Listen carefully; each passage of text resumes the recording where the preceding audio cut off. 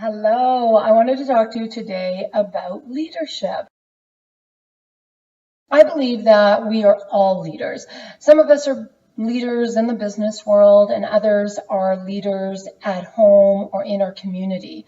But at the core, we're all leaders of ourselves. We're all authoring and leading our own lives. And so leadership skills are important both in business as well as personally. Many studies show that the key attribute to distinguishing outstanding performance, both personally as well as in business, is EQ. That really distinguishes outstanding performers from merely adequate performers.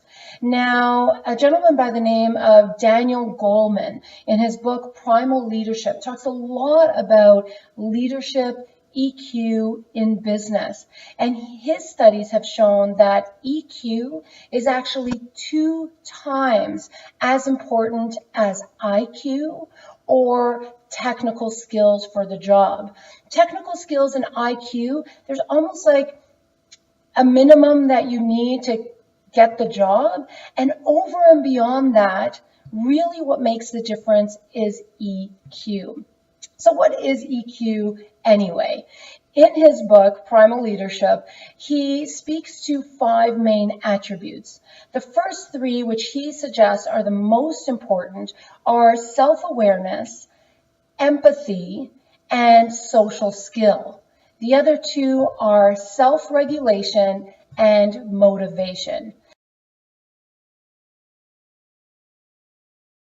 Now, self-awareness. What is self-awareness?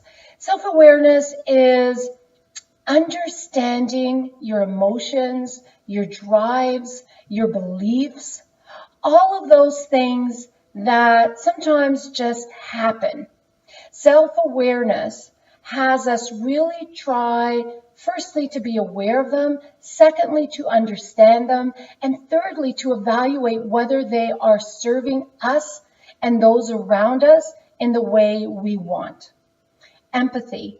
Empathy is our ability to understand the emotional makeup of someone else.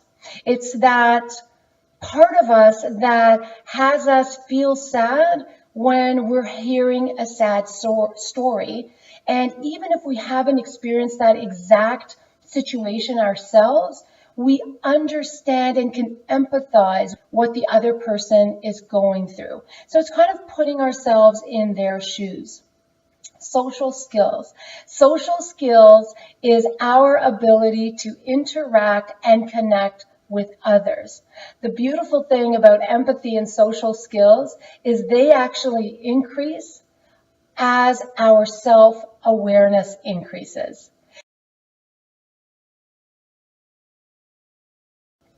So the single biggest predictor of leadership success is EQ. And so what are some of the things that you can start doing today to start moving towards a more effective leadership style?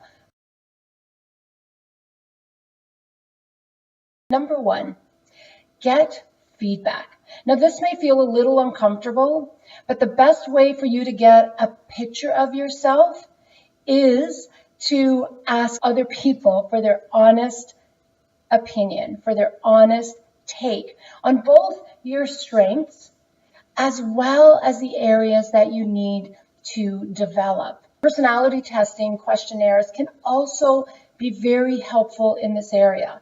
So if you haven't done an EQ test or a personality test, those are hugely valuable to help you determine how self-aware you are, how you're doing in terms of self-regulating your emotions, kind of thinking before you're acting, and all of the other variables having to do with EQ.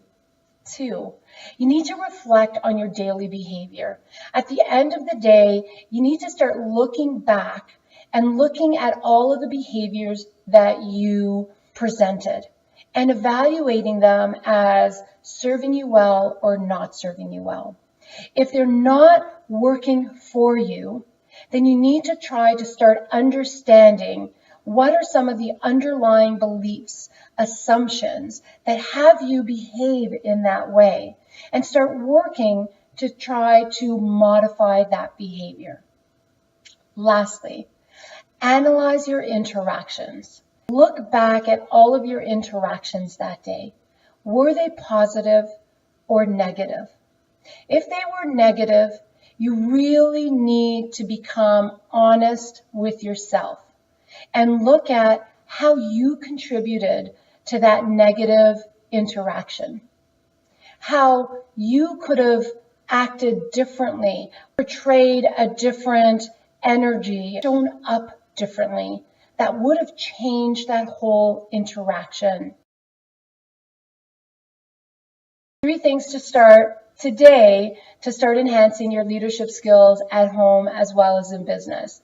Get feedback from everyone, get their honest feedback, and really accept the picture that's being painted from that feedback. If you haven't done a personality test, I absolutely suggest and recommend that you do that as well.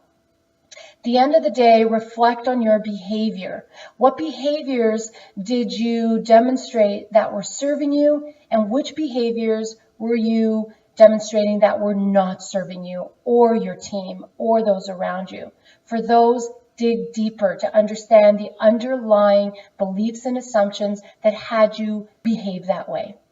And lastly, analyze your interactions.